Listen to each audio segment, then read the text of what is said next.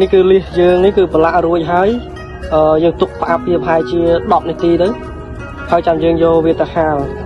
ដើម្បីឲ្យវាចូលជាតិព្រោះយើងយកទៅហាលភ្លាមវាអត់ចូលជាតិទេអញ្ចឹងបងប្អូនចង់ឲ្យលីសឆ្ងាញ់បងប្អូនអាចទុកវា10នាទីឬក៏ទៅ5-10នាទីទៅចាំយកទៅហាល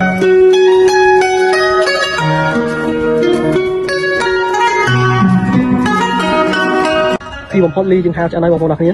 បាទឥឡូវយើងចាប់តាមទូយកតាណាមួយបងប្អូនយកនេះមួយនេះបងប្អូនអើយណាជួយមក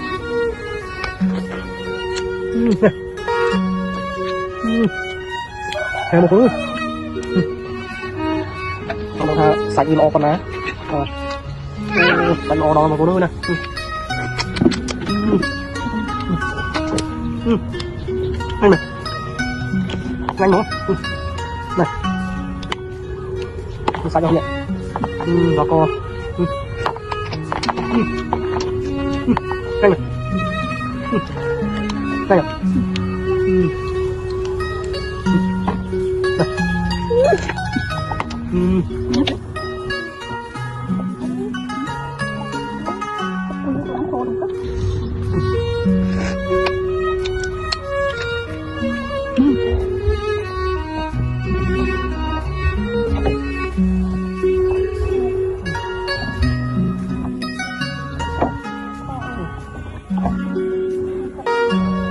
បាទអរគុណបងប្អូនអរគ្នាវីដេអូក៏មកដល់ទីបញ្ចប់